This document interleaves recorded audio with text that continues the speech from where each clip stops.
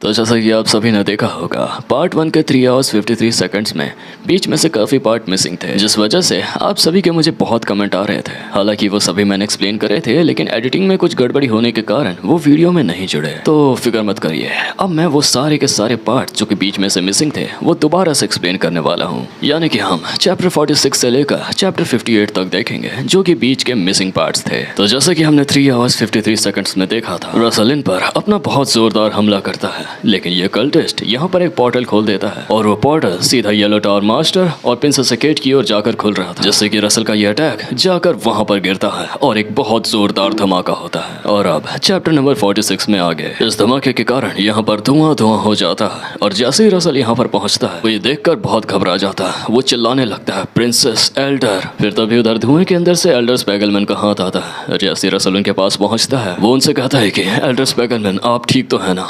जिसमें एल्डर उसे कहते हैं हाँ, लेकिन क्या बाकी सब ठीक है? फिर तभी रसल पीछे मुड़कर देखता है तो वो देखता है यहाँ पर काफी मेजस जख्मी हो जाते हैं। उनका हाथ जो कि यहाँ पर पत्थरों के नीचे दबा हुआ था काफी जख्मी हालत में उसे दिखाई देता है और रसल ये देखकर पूरे तरीके से उदास हो जाता है। वो अंदर से टूट जाता है और घुटनों के बल बैठकर कहता है, ये मैंने क्या कर दिया, मुझे माफ कर दीजिएगा एल्डर स्पैगलमैन। फिर तभी एल्डर स्पैगलमैन और रसल उधर की ओर देखते हैं जहाँ पर से जिरोन प्रिंसेस सेकेट को अपनी गोद में सेफली लिए आ रहे थे और ये देखकर रसल बहुत जोरों से चिल्लाता है, प्रिंसेस। और इधर एल्डर स्पैगलमैन कहते हैं, प्रिंसेस सेकेट, चलो शुक्र है वो ठीक है। और यहाँ रसल प्रिंसेस सेकेट को देखते हुए कह रहा होता है, थैंक गॉड कि आप ठीक हैं। फिर इसके बाद रसल जिरोन से कहता है, सर जिरोन, आपका बहुत बहुत शुक्रिया कि आप प्रिंसेस को बचा कर यहाँ ले आए। और वहीं जिरोन यहाँ पर एक अजीब सी स्माइल देता है कि तभी अचानक वो अपने खंजर से रसल के पेट में वार कर देता है और रसल के मुंह से और पेट से बहुत जोरों से खून निकलने लग जाता है। और ये देखकर एल्डर स्पैगलमैन भी जोर से चिल्लाने लगते हैं, सर रसल। वहीं फिर रसल का पेपर बेस जिरोन पे गुस्सा होकर हमला कर देता है, लेकिन उधर से वो कल्टिस्ट का पोर्टल खुलता है जिससे कि पेपर कहीं और दुनिया में ही चले जाता है। फिर तभी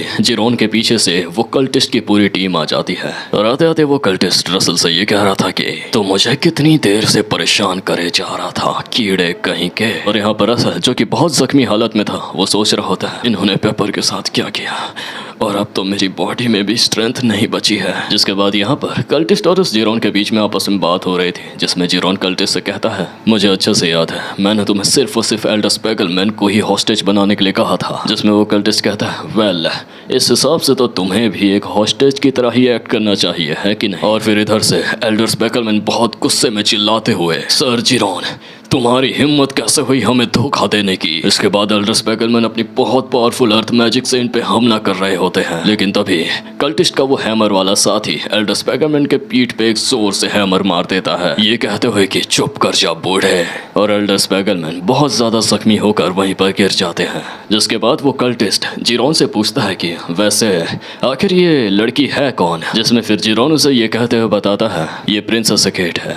यदि अगर हमारे पास ये हुई तो हम पूरे एंडीमैन किंगडम पर अपना राज कर सकते हैं, हम उसे कंट्रोल कर सकते हैं। अब जबकि तुम्हारे सारे एकदम बेकार एक्शन लेने की वजह से सब कुछ बेकार हो चुका है, तो ये करना बेहद बेहतर रहेगा।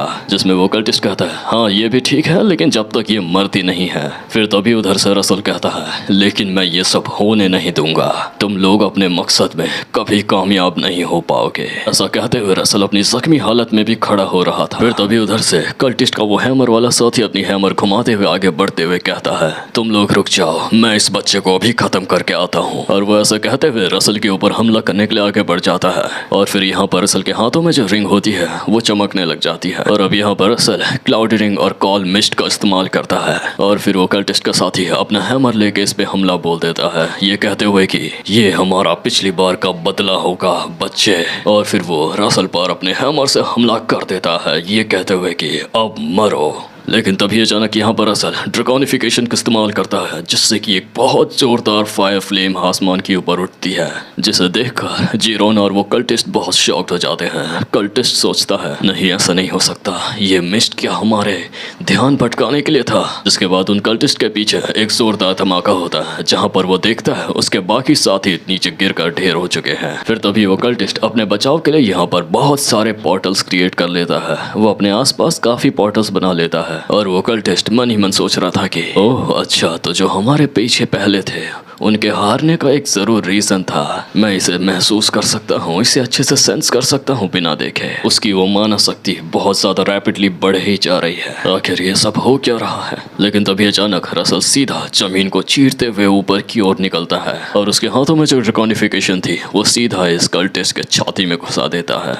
मतलब इस कल्टिस्ट को तो जरा सा भी अंदाजा नहीं था कि उसके साथ ये हो जाएगा, जबकि उसने इतने सारे पोर्टल्स खोले थे। उसने ऐसा बिल्कुल भी एक्सपेक्ट नहीं किया था होगा कि रसल जमीन को चीरते हुए आ जाएगा। और जब रसल अपने इस ड्रैकोनिफिकेशन से उस कल्टिस्ट के छाती पे आर पार घुसा देता है, वहीं फिर उस कल्टिस्ट के मुंह से खून निकलने लगता है और वो रसल से कह रहा होता है कि तू सच में किसी मॉन्स्टर से कम नहीं है। और फिर रसल उस कल्टिस्ट को अपने उस ड्रैकोनिफिकेशन स्वॉर्ड से जमीन पर जोरों से पटक देता है। और फिर यहाँ इस तरफ जिरोन प्रिंसेस अकेट को जमीन में रखते हुए, अगर मैंने यहाँ पर किसी एक को भी जीने के लिए छोड़ दिया तो हम इस मिशन में नाकामयाब हो जाएंगे।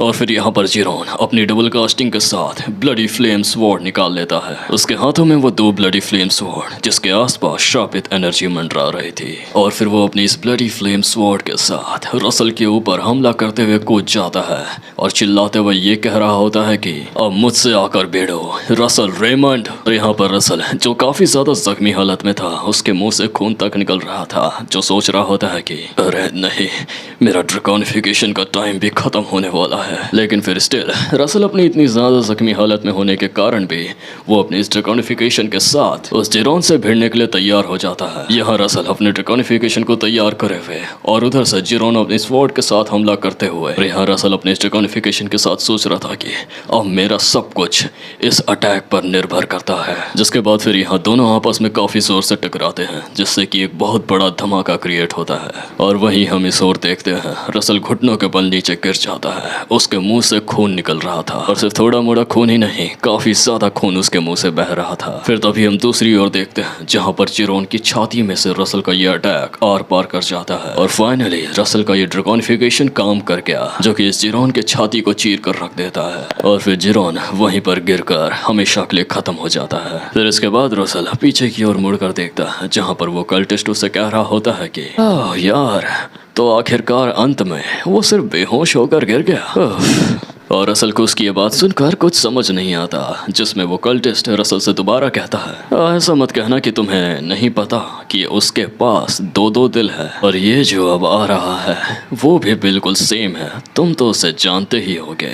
फिर यहाँ पर ग्रीन कलर की एनर्जी चमकने लग जाती है, लेकिन रसल को यहाँ पर कुछ भी समझ नहीं आ रहा था। वो पूरे तरह से बहुत कंफ्यूज था। फिर तभी वो कल्टिस्ट उस तरफ अपना हाथ दिखाते हुए रसल को बताता है professor of power rivalling a dragon. और तभी यहाँ पर हम देखते हैं कोई होता है जो कि श्रापित एनर्जी से आ रहा था, उसके वो हॉर्न्स, उसकी वो विंग्स, और ये होता है कैमरास हर्ट, the professor of power rivalling a dragon. और इसे देखकर रसल बहुत ज्यादा शॉक्ड हो जाता है, क्योंकि ये दिखने में वाकई में बहुत खतरनाक लग रहा था। रसल ने आज से पहले इसके जैसी कोई चीज नहीं देखी थी। इसके सिर पर ये 2 हॉर्न्स, इसका आधा शरीर किसी और जानवर का, और इसके पीछे ये विंग्स। तो ये होता है कैमरास हर्ट। फिर इसके बाद वो कैमरास हर्ट आसमान से सीधा नीचे उतर कर आ रहा होता है, जिसे देखते हुए रसल सोचता है कि उसके अंदर की जो मानव शक्ति है उसे नापा नहीं जा सकता।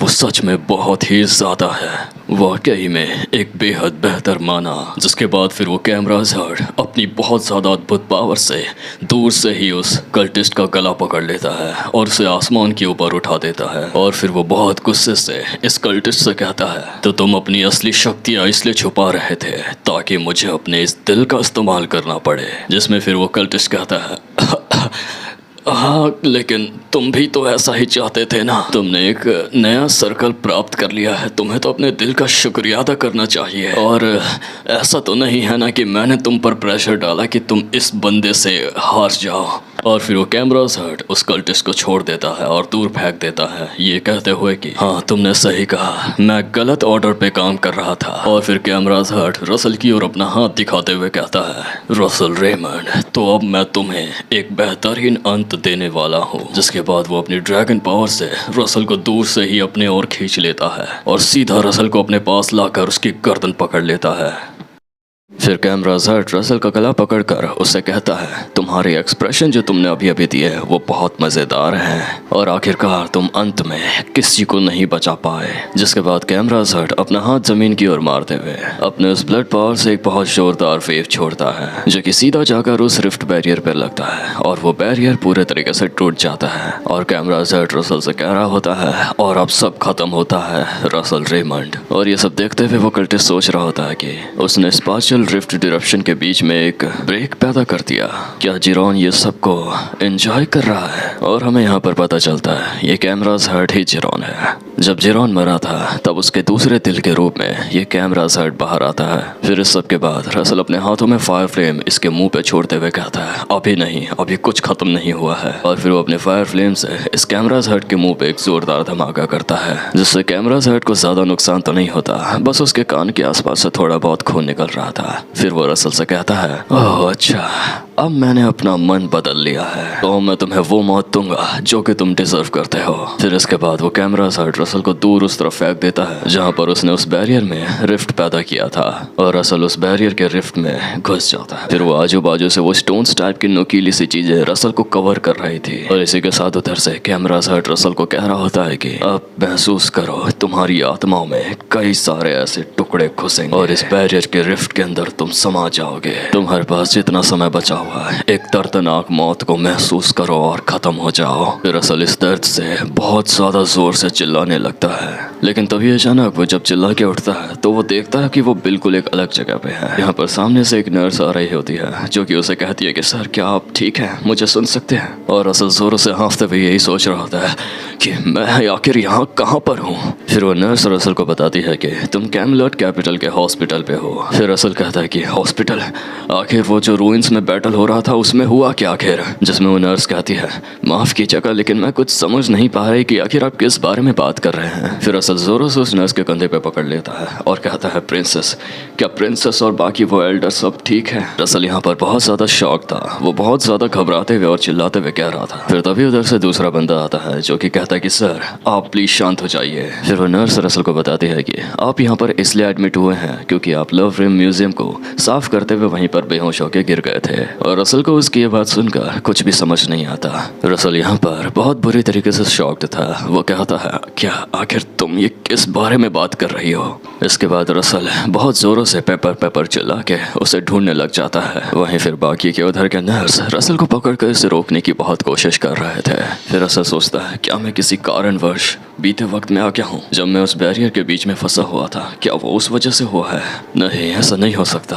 फिर उसके बाद पीछे से एक फीमेल प्रोफेसर आती है जो कि अपनी मैजिकल पावर से रसल को यहाँ पर जकड़ लेती है और उससे कहती है, सर काम डाउन, एकदम शांत हो जाइए, हम इस बारे पे किसी और जगह पर चलकर बात करते हैं। देन फिर हम नेक्स्ट सीन में देखते हैं वो प्रोफेसर और रसल एक रूम में होते हैं जहाँ पर वो प्रोफेसर रसल से कह रही होती है कि तो जैसे कि मुझे नर्स ने कहा तुम म्यूजियम में बेहोश हो गए थे काम करते वक्त और उठने के बाद तुम पे बहुत हेलुसिनेशन के साइंस दिखाई दे रहे हैं। ऐसी भ्रम चीजें जो कि तुमने महसूस करी हो, ऐसी चीजें जब तक हुई ही नहीं है। जिसमें कि रसल जवाब देते हुए कहता है, मुझे कभी हेलुसिनेशन वगैरह नहीं आए हैं। जिसमें वो प्रोफेसर कहती है, ओके मैं समझती हूँ, मैं तुम्हें ये बताना तो चाहती थी वैसे कब से, लेकिन अब जब तुम्हारी पोजीशन को देखते हुए मुझे तुम्हें ये बताना पड़ेगा। क्या तुमने कभी नाइटमेयर ट्री के बारे में सुना है? वो एक ऐसा ट्री है जो कि लोगों को एक प्यारे एक स्वीट हेलुसिनेशन में भेज देता है। लोगों को ऐसा लगने लगता है कि उनके साथ जो हो रहा है वो सब कुछ सच था और वो उन सभी लोगों को अपने अंदर समा लेता है, उनकी मरी हुई लाश को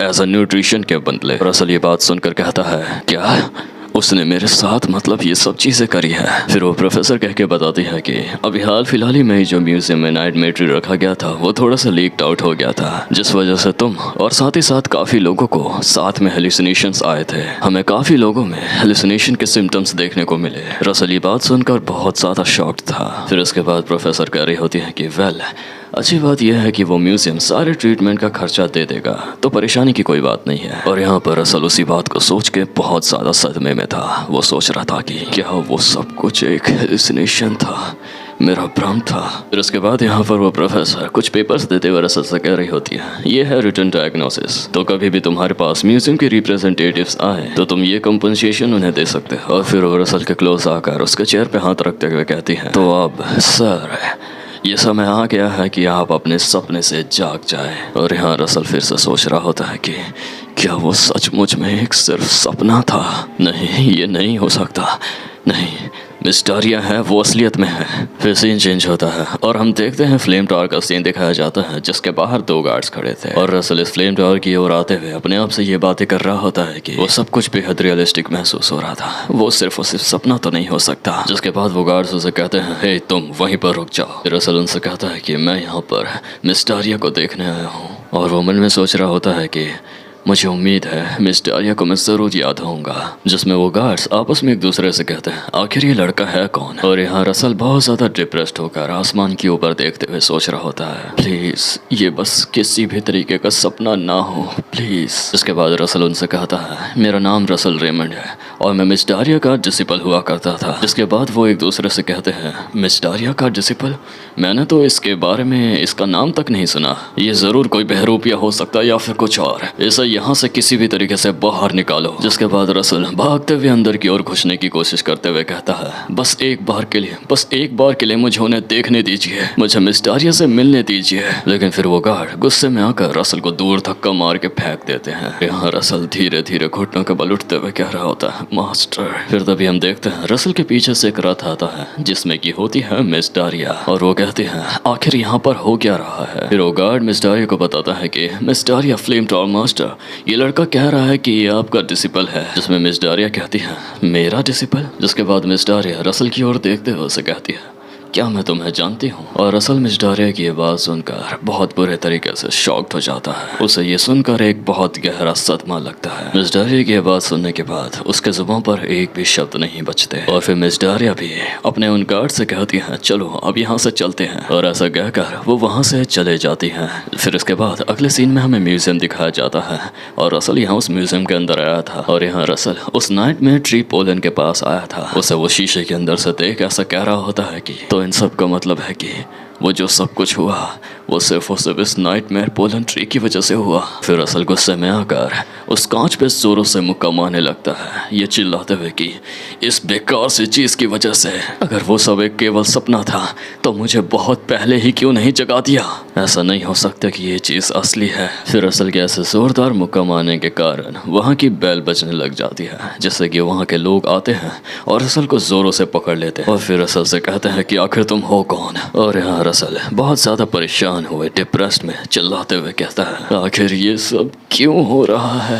फिर इसके बाद काफ़ी लंबा समय बीत जाता है और असल इस चीज़ को प्रूफ करने में नाकामयाब हो जाता है कि उसका ये सब एक सपना था। वो जितनी भी कोशिश करता है सब बेकार चली जाती है और ऐसे करते करते उसे साल बीत जाते हैं। वो कहता है, मैंने हर एक साल पूरी उम्मीद के साथ कोशिश करते रहा कि वो सब कुछ एक सपना नहीं था, लेकिन धीरे धीरे बीतते हुए सालों ने मुझे धुंधला कर दिया। वहीं यहाँ पर हम देखते हैं रसल यहाँ पर एक रथ में सवार हुए कुछ मजदूरों के साथ कहीं पर जा रहा था। फिर उसके बाद उनमें से एक रसल को न्यूज़पेपर देता है और जब रसल उस न्यूज़पेपर को पढ़ता है वो देखता है कि एक स्पेट और का नया यंग मेज बना है। और वो ये सब देख सोचता है, ऐसा नहीं हो सकता, भले एक मुझ जैसे के बराबर किसी को एक ऐसा चांस मिलना, वो भी पहले दर्जे पे। फिर उसके बाद अगले सीन में हम देखते हैं रसल उस जगह पर पहुंच जाता है जहाँ पर ये गाड़ी जा रही थी। यहाँ पर वो पहुँचते हैं वॉकर हिल अकेडमी में। यहाँ पर रसल झाड़ू से साफ सफाई लगाते हुए अपने आप से ये सब बातें कर रहा होता है कि मैंने एक्सपेक्ट नहीं करा था कि चीज़ें इस तरीके से यहाँ पर आकर ख़त्म हो जाएंगे।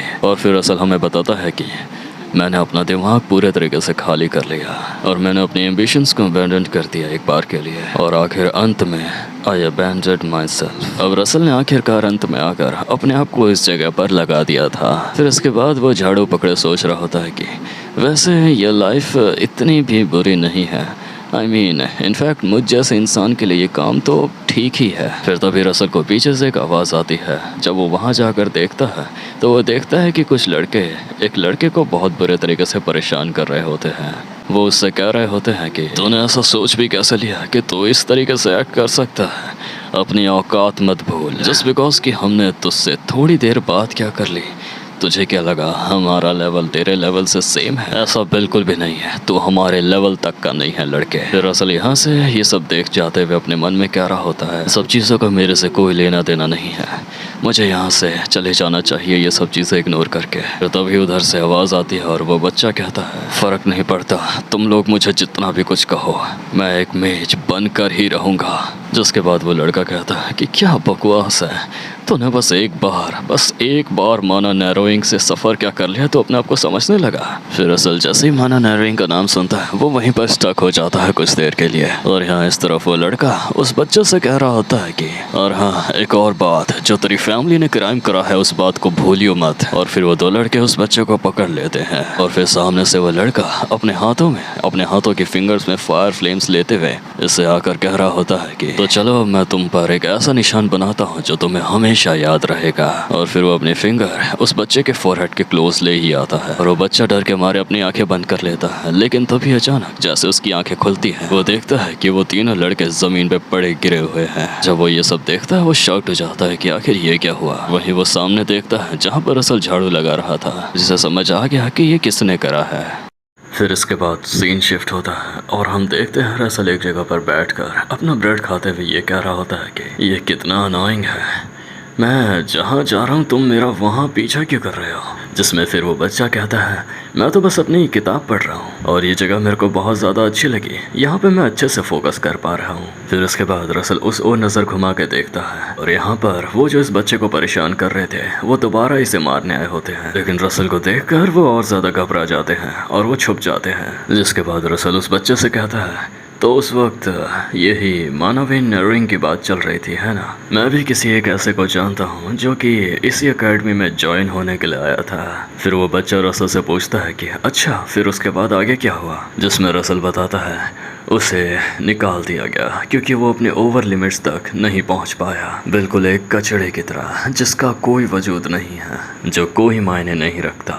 अपने मंजिल तक ना पहुंच पाना एक मेज के लिए ये माना नैरोइंग एक डेथ नोटिस के बदले और कुछ नहीं है। और कभी कभी गिव अप कर देना ही सबसे बेहतर रहता है। जिसमें फिर वो बच्चा कहता है, नहीं मैं ऐसा नहीं कर सकता, मैं गिव अप नहीं करूंगा। और रसल उस बच्चे की बात सुनकर स्पीचलेस हो जाता है। फिर उस तरफ से रसल का मालिक उसे बुलाता है और उसे कहता है, हे तुम इधर आओ। जिसमें फिर रसल उनके पास जाकर उनसे कहता है, जी हाँ कहिए क्या बात है। जिसमें वो टकला मालिक उससे कहता है, देखो तुम सावधान रहो और उस बच्चे के साथ ऐसे इधर उधर मत घूमो। जिसमें रसल को ये सुन के कुछ समझ नहीं आता तो वो कहता है, मैं कुछ समझा नहीं, आखिर आप कहना क्या चाहते हैं। जिसके बाद वो टकला रसल को बताता है कि वो उन धोखेबाज रेड और मास्टर का ही बेटा है। और रसल जैसे ये बात सुनता है वो बहुत ज्यादा शॉक्ड हो जाता है। फिर इसके बाद सीन शिफ्ट होता है और हम यहाँ पर देखते हैं वो कल्टिस्ट की टीम यहाँ पर कोई स्पिरिचुअल कर रही होती है। वे सभी किसी तरीके का कोई काली जादुई शक्तियों का इस्तेमाल कर रहे थे। जिसमें कि यहाँ उनका हेड उन सभी को कह रहा होता है कि अब गार्डियंस की ये दुनिया जल्दी ही खत्म होने वाली है और हमारा सीधा निशाना होगा वॉकर हिल एकेडमी पे। और इसी से सबको पता चलेगा कि हम दोबारा लौट आए हैं। फिर इसके बाद हम देखते हैं सीन शिफ्ट होता है और वो बच्चा जिसका नाम स्पैगल होता है रसल के साथ यहाँ पर अपने मानवीय नैरोइंग पे प्रैक्टिस कर रहा था। वो कह रहा होता है, बस थोड़ा सा और, बस थोड़ा सा और। जिसमें वहीं फिर रसल उसे कहता है, तुम ये मेज के रास्ते से क्यों नहीं हट जाते, मेरा मतलब कि तुम गिव अप क्यों नहीं कर देते। जिसमें फिर स्पैगल ये कहते हुए बताता है कि क्योंकि मैंने वादा करा है अपनी माँ से। फिर वहीं उस तरफ से वो तीन लड़के दोबारा यहाँ पर आ रहे होते हैं और आते आते कह रहे होते हैं कि तो आखिरकार तुम दोनों यहाँ पर हो। हम लोग लास्ट टाइम तो काफ़ी केयरलेस थे लेकिन हम इस बार अपनी पूरी तैयारी के साथ आए हैं। और यहाँ पर ये तीन लड़के अपने साथ चाकू, बल्ले और काफ़ी हथियार लेकर आए थे। जिसके बाद रसल यहाँ पर उन्हें देखते हुए अपना ऑरा प्लस करते हुए स्पैगल से कहता है, अब तुम ध्यान से देखना क्योंकि यही एक तरीका है एक मेज बनने का। और रसल का ऐसा देखकर वो तीनों बहुत ज्यादा घबरा जाते हैं। फिर तभी रसल उन्हें एक जोरदार पंच हिट करता है और फिर यहाँ एक धमाके के साथ डायरेक्ट सीन शिफ्ट होता है। फिर उसके बाद हम देखते हैं रसल स्पैगल की प्रैक्टिस करा रहा होता है ओवरलोड एंड विजार्ड बॉडी की, जिसमें स्पैगल बहुत जोर से भाग रहा होता है। और वहीं रसल उसे चिल्लाते हुए कह रहा होता है कि चलो और तेज भागो, तुम्हारी लाइफ तुम्हारे दुश्मनों के बीच के डिस्टेंस में ही डिपेंड करती है। ओवरलोड और विजार्ड बॉडी एक ऐसी मैजिक है जिसके लिए एक मस्कुलर बॉडी तो होनी ही चाहिए, जिससे कि उसका असर और ज्यादा बेहतर होता है। फिर यहाँ रसल स्पैगल की फाइटिंग ट्रेनिंग भी करा रहा होता है और फिर रसल स्पैगल को एक कोहनी मार के नीचे गिरा देता है आसानी से, जिसमें वो स्पैगल से कहता है तुमने प्रॉमिस किया है ना, और अब तक तुम यहीं तक पहुंच पाए हो। जिसके बाद स्पैगल कहता है बस बस एक और बार। फिर इसके बाद सीन शिफ्ट होता है और हम देखते हैं मैजिकल प्रैक्टिकल कॉम्बैट में, जहां पर स्पैगल अपने ओपोनेंट के सामने आइस एरो का इस्तेमाल करके उसे दूर फेंक देता है और यही ये मैच इसी तरीके से स्पैगल जीत जाता है। और यही सब देखते हुए वहाँ की ऑडियंस आपस में बात कर रही होती है कि वो जो लड़का जिसके पास माना वेन नरिंग है वो जीत गया। वहीं फिर दूसरा लड़का कह रहा होता है कि हाँ, उन दोनों के बीच में स्किल्स का बहुत बड़ा गैप है और फिर भी वो जीत गया, वाकई में काबिले तारीफ। और यहाँ ये जो हारा हुआ होता है वो उन्हें देखते हुए कह रहा होता है कि तुम साले कमीने लोग, तुम्हें तो मैं बाद में बताऊंगा। और फिर यहाँ स्पैगल ऊपर की ओर देखते हुए सोच के कह रहा होता है कि आपका बहुत बहुत शुक्रिया अंकल, मैं आपकी ही वजह से अभी सेकंड सर्कल में आ पाया। और यहाँ रसल भी उसे खुश होकर देख रहा होता है। लेकिन वहीं फिर अचानक से रसल के पीछे से कुछ लोग आते हैं जो कि उसे आवाज देते हुए कहते हैं रसल रेमंड, काफी लंबा समय हो गया था कीड़े। जिसके बाद रसल उसे जैसे ही देखता है तो उसे याद आता है उसका चेहरा, ये तो कोमा फ्रेडरिक है। जिसके बाद वो तीन लोग रसल को एक कैबिन में ले आते हैं और फिर उसे बहुत बुरी तरीके से मारते हैं। और फिर यहाँ वो टकला जो रसल का बॉस होता है वो उससे कह रहा होता है सॉरी, मुझे माफ कर देना इन सब चीजों के लिए, लेकिन मैंने तुम्हें पहले ही कहा था कि उस बच्चे से इतना मत उलझो। फिर इसके बाद यहाँ पर कोमा फ्रेडरिक रसल से कहता है कि सिर्फ और सिर्फ तेरी वजह से मेरे बच्चे को काफी कुछ झेलना पड़ा है। और वो जो जस्ट अभी स्पैगल से मैच में हारा वो इस कोमा फ्रेडरिक का ही बेटा होता है। जिसके बाद रसल मुस्कुरा कर कहता है कि ओह, तो वो तेरा बेटा है। हाँ, इसमें कोई शौक होने वाली बात नहीं है कि उसमें तेरे ही गुण गए हैं। जिसके बाद कोमा फ्रेडरिक उसके मुंह के पास आकर उसे कहता है लगता है तेरे को अभी जो सिचुएशन चल रहे हैं उसके बारे में जरा सा भी अंदाजा नहीं है। अगर मैंने अपने कनेक्शंस का इस्तेमाल किया तो मैं तेरे को अभी यहाँ से बाहर फेंकवा सकता हूँ, और सिर्फ तेरे को ही नहीं साथ में उस बच्चे को भी जिससे तो इतना प्यार करता है। जिसके बाद यहाँ पर रसल ये बात सुनकर हंसते हुए कहता है मैं उस बच्चे को प्यार में रखता हूँ, मैंने उसे सिर्फ इसीलिए उकसाया क्योंकि मुझे उसके साथ खिलवाड़ करने में मजा आ रहा था। फिर इसके बाद अगले सीन में हम देखते हैं जहाँ पर रसल अपना बैग पैक वगैरह करके यहाँ से निकलने की तैयारी कर रहा होता है। अब जब उसे कोमा फ्रेडरिक ने ये धमकी दी थी कि वो इस स्पैगल बच्चे को नुकसान पहुंचा सकते हैं और साथ ही उसे बाहर भी निकाल सकते हैं, तो इसीलिए रसल यहाँ से जाने का फैसला लेता है। और जब रसल अपने रूम से बाहर आ जाता है तो उसे एक बार को स्पैगल का ख्याल भी आता है, लेकिन फिर इसके बाद वो यहाँ से निकल जाता है सीधा मेन गेट की ओर कि वहीं तभी पीछे से स्पैगल आ जाता है और रसल से कहता है कि आखिर आप कहाँ जा रहे हैं इस वक्त। जिसमें रसल उसे जवाब देते हुए कहता है कि मैं ये जगह अभी छोड़कर जा रहा हूँ। फिर स्पैगल रसल से पूछता है कि लेकिन क्यों, आखिर ये जगह आप छोड़ के क्यों जा रहे हैं। और रसल उसकी बात का जवाब ना देकर बहुत तेजी से आगे की ओर भागता है, लेकिन फिर वहीं स्पैगल उसके मुंह के सामने आ जाता है और फिर उससे कहता है कि आपने मेरे को नहीं सुना, आप रुक जाइए यहीं पर। और फिर स्पैगल जब रसल का जख्मी चेहरा देखता है तो वो उससे कहता है आपका ये चेहरा इसे क्या हो गया।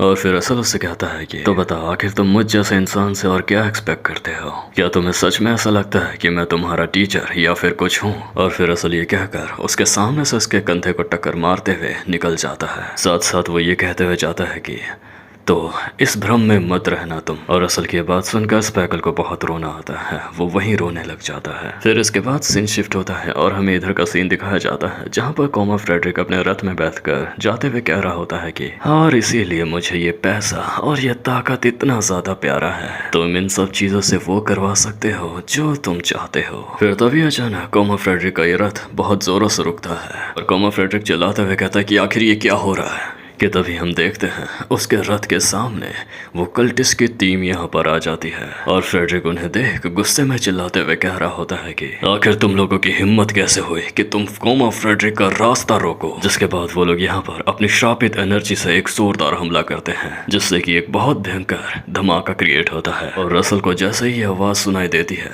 वो दोबारा पीछे अकेडमी की ओर भागते हुए आता है और वो जैसे ही यहाँ पर पहुंचता है वो देखता है कि पूरा अकेडमी में आग लग चुकी है, पूरा अकेडमी बहुत बुरी तरीके से जल रहा होता है और रसल ये देखकर बहुत बुरे तरीके से घबरा जाता है। फिर इसके बाद अगले सीन में हम देखते हैं जहाँ पर ये कल्टिस्ट का हेड इतनी सारी तबाही और इस अकेडमी में आग लगाने के बाद बैठकर कह रहा होता है कि आज जो ये हमला हुआ है इससे जरूर इस दुनिया को पता चलेगा हमारे कल्ट के बारे में। ये सभी जगह फैला दो ये डर, और इसी तरह खून की नदियां बहा दो। फिर इसके बाद हम देखते हैं इस एकेडमी के जख्मी हालत में भी मेज इन लोगों का सामना कर रहे होते हैं, लेकिन उन कल्टिस्ट के साथी जिसके पास पिंक कलर की एनर्जी होती है वो बचे बाकी सभी मेजस को मार गिराती है। लेकिन यहाँ इस तरफ स्पैगल अपने आइस आरो की मदद से इन लोगों को मार गिरा रहा था, जिसमें ये कल्टिस्ट के साथी पिंक एनर्जी वाली इसे देखते हुए कहती है ओह, तो एक और कीड़ा अभी भी जिंदा बचा हुआ है। फिर वहीं इस तरफ से रसल यहाँ पर पहुंच जाता है और रसल अपने सामने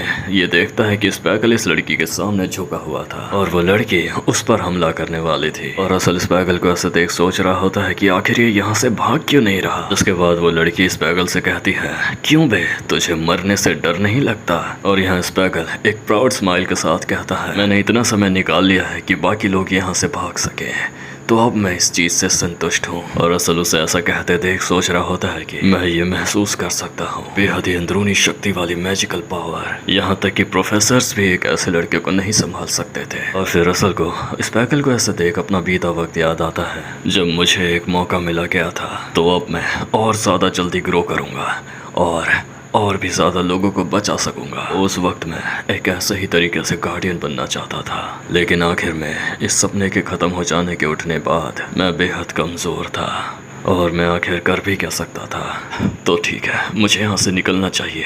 यहाँ पर कोई भी ऐसा रीज़न नहीं है कि मैं अपने आप को इस जगह पर सैक्रिफाइस कर दूँ। वहीं रसल ये सब कह के यहाँ से निकलने जा रहा था और इस तरफ ये लड़की स्पैगल से कह रही होती है कि कमज़ोर कीड़े कहीं के, तुझे अपनी औकात पता होनी चाहिए। जिसमें वहीं स्पैगल मुस्कुराते हुए कहता है हाँ, मैं ये बात अच्छे से जानता हूँ कि मैं तुमसे जीत नहीं सकता, लेकिन मेरे लोगों को बचाना यही एक गार्डियन का कर्तव्य होता है। और असल जैसे ये बात सुनता है वो वहीं पर रुक जाता है। उसे स्पैगल में अपनी झलक दिखाई देती है और फिर वो लड़की अपनी मैजिकल पावर से स्पैगल पर हमला कर देती है, ये कहते हुए कि तुम्हारी ये फालतू की बातें ही तुम्हें मरवाएगी अभी। लेकिन वहीं अचानक से फिर रसल यहाँ पर आ जाता है और अपनी स्वॉर्ड से सीधा इस लड़की के पेट पर हमला कर देता है, जिसमें कि फिर ये लड़की अपनी मैजिकल पावर से रसल को दूर धकेल देती है और फिर कहती है ये कमीने कीड़े कहीं के, तुम्हारी हिम्मत कैसे हुई। और वहीं यहाँ इस तरफ से स्पैगल जो कि अपने third circle magic ice bolt इस्तेमाल कर रहा होता है और फिर अपनी फुल पावर के साथ इस लड़की पर अटैक कर देता है। वहीं इस ओर मौका रहते हुए रसल भी यहाँ से एक भाला उठाता है और सीधा इस लड़की के गर्दन पर हमला कर देता है, जिससे कि ये भाला उस लड़की के गर्दन के आर पार चले जाता है और वो वहीं मर जाती है। फिर वहीं रसल को उसका ये वार लगने के बाद वो काफ़ी जख्मी हो जाता है और स्पैगल रसल के पास काफ़ी घबराते हुए जाता है क्योंकि रसल के शरीर से खून निकल रहा था। फिर रसल स्पैगल से कहता है कि क्या तुम ठीक हो, जिसमें स्पैगल उसे कहता है रसल तुम्हारा ये खून रुक ही नहीं रहा है। जिसके बाद रसल स्पैगल से कहता है कि तुम यहाँ से जल्दी चले जाओ और भी बाकी जो हैं वो जल्दी ही यहाँ पर आते होंगे। जिसमें स्पैगल रोते हुए कह रहा होता है कि मैं ऐसे अकेले नहीं जा सकता यहाँ से। फिर वहीं रसल उसके कंधे पर हाथ रखता है और उससे कहता है क्या तुम मुझे एक ऐसा टीचर मानते हो जो कि अपने एक डिसिपल की जान तक नहीं बचा सकता, तो इसीलिए जाओ और जो बचे हुए हैं उनकी भी जान बचाओ और इसी से सभी के रक्षक गार्डियन बन जाओ। तो मुझसे वादा करो कि तुम इस चीज को कभी नहीं तोड़ोगे।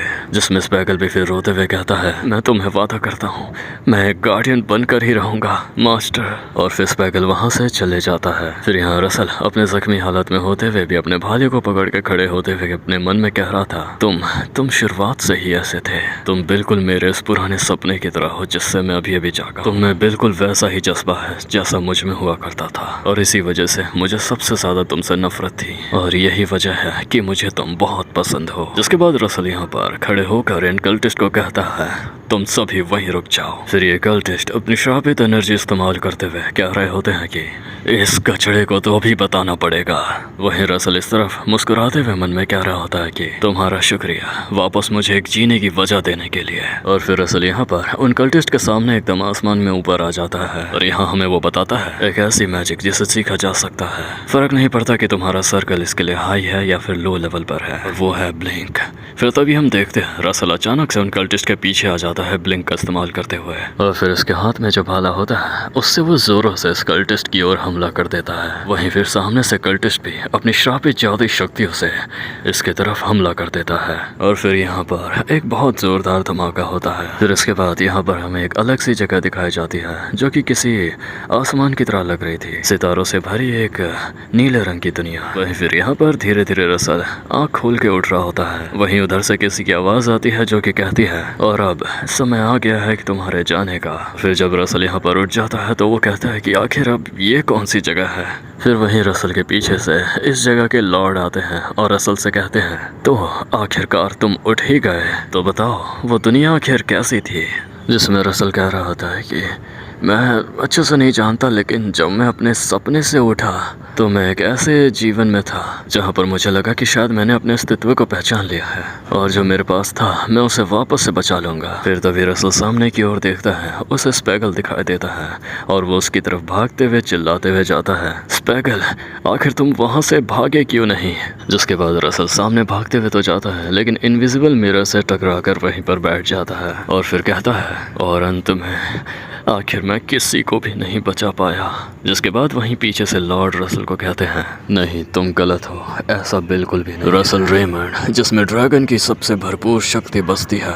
फिर रसल उसकी ओर देखते हुए उससे पूछता है कि आखिर आप है कौन। जिसमें फिर वो रसल को बताता है कि मैं इस दुनिया का एक लौता देवता हूँ और वो लोग मुझे कई अलग अलग नामों से कहते हैं और मुझे कहा जाता है टेम्पल ऑफ मिरर्स। और फिर यहाँ पर रसल का वो असली रूप वापस आ जाता है, जिसमें फिर वो इससे पूछता है कि द टेम्पल ऑफ मिरर। फिर ये लॉर्ड रसल को बताते हैं, हाँ तुमने सही कहा, ये जगह उन लोगों को बुलाता है जिसके दिल में किसी बात का डर या भय रहता है, और तुम्हारे केस में बात थी क्वालिफिकेशन की। सोचो तुम्हें आखिर ऐसी अद्भुत सी शक्तियाँ क्यों दी गई थी। और फिर यहाँ पर रसल भी अपना फ्लैशबैक याद करते हुए कह रहा होता है, इतना सब के बाद एक थर्ड रेट मैजिशियन। और उसे वो बात भी याद आती है जो कि ब्रेन ट्रिलॉजी ने उसे कहा था, मैंने अपनी इन दो आंखों से तुम्हें भागते हुए देखा था। जिसके बाद वापस से लॉर्ड कहते हैं, तो क्या तुम सचमुच में ये सब चीजें डिजर्व करते थे। फिर यहाँ से रसल सोचता है, अब और ज्यादा हाई लेवल पे ग्रो होना जिससे और भी ज्यादा लोगों की जान बचा सकूं। फिर वो लॉर्ड कहते हैं, तो तुम्हारा ये लिखा हुआ था एक बेहतरीन गार्डियन बनना जिससे तुम और भी ज्यादा लोगों की जान बचा सको। वहीं फिर रसल खड़े होते हुए कह रहा होता है, तो क्या फिर वो सब जो था वो सिर्फ मेरा एक टेस्ट था। फिर वहीं वो लॉर्ड कहते हैं, बजाय तुमने इसका जवाब खुद ही ढूंढ निकाला है। तुमने ये दिखाया कि तुम बिना शक्तियों के भी एक गार्डियन का रोल निभा सकते हो, जैसे तुमने उस बच्चे को वहाँ पर प्रोटेक्ट किया। और यहाँ पर स्पैगल कह रहा होता है, मैंने जो प्रॉमिस किया है मैं उसे नहीं भूलूंगा। और वहीं रसल उसकी ओर देखते हुए मुस्कुराते हुए कहता है, स्पैगल। जिसके बाद पीछे से लॉर्ड उसे कहते हुए बताते हैं, तो अभी कुछ देर पहले जो तुमने इस लड़के को देखा वो कोई इल्यूजन नहीं था, ये एक प्योरेस्ट करेज है कि अपने लोगों को बचाना और आगे भी इसी तरीके से बचाते रहना। जिसके बाद फिर वो लॉर्ड यहाँ पर अपने मन में कहते हुए, तो आखिरकार मेरा इतने लंबे समय से चलते आ रहा अब पूरा हुआ सक्सेसर। अब मैं ये मास्क उसे सौंपने जा रहा हूँ जो इसके हकदार है, एक नई रोशनी की किरण। और अब ये वक्त है आगे बढ़ने का। जिसके बाद फिर रसल के सामने से स्पैगल ट्रांसपेरेंटली गायब हो जाता है और फिर यहाँ पर नोटिफिकेशन स्क्रीन शो होती है जिसमें लिखा होता है कि ड्रैगन ब्लड एब्जॉर्ब हो रहा है, रिकंस्ट्रक्टिंग द बॉडी। आपने पहला गोल्डन मास्क ऑब्टेन कर लिया है। जिसके बाद फिर यहाँ पे हमें वो वक्त दिखाया जाता है जिस वक्त से रसल डायरेक्ट टेलीपोर्ट हुआ था। यहाँ पर वो कैमरास हट उधर की ओर देखते हुए कह रहा होता है कि ये काफी मजेदार है, इंटरेस्टिंग। और वो कैमरास हट जिसकी तरफ देख रहा था वो होते हैं एलन पेज। यहाँ हम देखते हैं एलन पेज काफ़ी ज़्यादा जख्मी हालत में इधर आ रहे होते हैं। साथ ही वो ये कह रहे होते हैं कि मुझे माफ़ कर दीजिएगा प्रिंसेस। और फिर वो सीधा बैठकर ज़मीन में अपना हाथ रख देते हैं, जिसमें कि फिर वहीं वो कल्टिस्ट कहता है कि मैंने इस जीनियस के बारे में बहुत कुछ सुना है। और फिर यहाँ कल्टिस्ट वो कहता है जो कि एलन पेज शायद करने वाले थे। वो कहता है कि अब तुम शायद ये सोच रहे होगे, तुम अचानक डायरेक्टली कैमरास हर्ट पे हमला करोगे और फिर उसे एक सील के अंदर बंद कर दोगे और इस आर्टिफैक्ट से हमें धोखा देते हुए तुम प्रिंसेस को बचा लोगे। लेकिन इन सब से कुछ भी नहीं बदलेगा। जिसके बाद फिर वो कल्टिस्ट कैमरास हर्ट से कहता है कि अगर हम लोगों ने अपना खेल खिलवाड़ बंद कर लिया है तो क्यों ना हम अपने काम की चीज़ करें हैं। जिसके बाद कैमरा हट सामने उधर बैरियर की ओर उठते हुए जाता है। उसके हाथ में एक गोला था, पता नहीं वो क्या गोला था, लेकिन फिर कैमरा हट कहता है सबसे पहले इन बैरियर्स को तोड़ने से शुरुआत करते हैं। और फिर कैमरा हट यहाँ पर एक बहुत बड़ी तोप टाइप की वस्तु को उठा लेता है और ये देखकर एल्डर स्पेगलमैन बहुत ज्यादा शॉक्ड हो जाते हैं। वो कहते हैं अरे नहीं, वो तो डिवाइन्स का आर्टिफैक्ट है। और यहाँ प्रिंसेस केट भी उस ओर देखते हुए सोच रही होती है कि क्या इन्हें रोका नहीं जा सकता क्या। और फिर यहाँ पर कैमरा हट कह रहा होता है कि अगर मैंने वो आइटम अपने आप ढूंढ लिए तो मैं उन्हें तुम जैसों के हवाले बिल्कुल नहीं छोड़ूंगा। मैं इस दुनिया को ये सब खुद ही करके दिखाऊंगा कि मैं तुम लोगों से कई गुना ज्यादा आगे बढ़कर हूँ। और फिर कैमरा हट चिल्लाते हुए अपने हाथों से उठाया वो आर्टिफैक्ट सीधा इस बैरियर की ओर फेंक देता है। लेकिन जैसे ही वो आर्टिफैक्ट उस बैरियर पर जाके लगने वाला ही था कि तभी उसके अंदर से रसल का हाथ बाहर आता है, जो कि उस आर्टिफैक्ट को वहीं पर रोक देता है। और ये देखते हुए कैमरा हट को कुछ भी समझ नहीं आता कि आखिर ये हुआ क्या। साथ साथ यहाँ पर वो कल्टिस्ट प्रिंसेस केट और एल्डर स्पेगलमैन भी ये सब देखकर काफी ज्यादा शॉक्ड थे। और यहाँ नीचे एलन पेज ये सब देखते हुए कह रहे होते हैं कि बैरियर्स के द्वारा वो चीज ब्लॉक हो गई, नहीं वहाँ पे जरूर कोई ना कोई तो है। फिर वहीं हम देखते हैं उस बैरियर के अंदर से निकल कर आता है हमारा रसल रेमंड, जो कि अपने साथ वो अपने फेस पर गोल्डन मास्क लेकर आया था और हाथों में उसका वो ड्रैकोनिफिकेशन। और ये मास्क देखकर वो कल्टिस्ट और वो कैमरा हट दोनों के दोनों बहुत शॉक्ड हो जाते हैं। वो कहते हैं ये मास्क, क्या ये मास्क? फिर तभी रसल अपने ड्रैकोनिफिकेशन से तुरंत इस कल्टिस्ट पर हमला कर देता है। और यहाँ पर कल्टिस्ट रसल को अपने सामने ऐसे आते देख अपने बचाव के लिए एक शील्ड क्रिएट करता है। लेकिन रसल का ये अटैक इतना ज्यादा पावरफुल था कि कल्टिस्ट के बनाए गए द्वारा उसकी वो शील्ड भी किसी काम की नहीं आती। वो टूट जाती है और वो कल्टिस्ट बहुत दूर जा गिरता है टप्पा खाते हुए। और यहाँ रसल को आए देख कैमरा हट सोच रहा होता है कि एक पोर्टल से ऐसे अंदर आ जाना। फिर यहाँ इस तरफ रसल हैकेट और एल्डर स्पेगलमैन का हाथ खुलाते हुए कुछ कह रहा होता है, लेकिन वो बात एल्डर स्पेगलमैन और प्रिंसेस को बिल्कुल भी नहीं समझ आ रही थी, क्योंकि उसने मास्क पहना था तो वो आवाज बिल्कुल श्रिंक हो गई थी, जिसमें एल्डर स्पेगलमैन उसे कहता है कि क्या आखिर तुमने क्या कहा। फिर रसल अपना मास्क उतारते हुए कहता है मुझे इस बात की बहुत खुशी है कि आप दोनों ठीक हैं। और प्रिंसेस हैकेट और एल्डर स्पेगलमैन रसल को ये ऐसे देख बहुत ज्यादा सरप्राइज हो जाते हैं, क्योंकि उन्हें नहीं पता था इस मास्क के पीछे रसल होगा। और फिर इधर से एलन पेज भी मुस्कुराते हुए मन में कह रहे होते हैं मास्टर अब देखकर ऐसा लग रहा है कि ये मैच इतना मुश्किल नहीं होगा।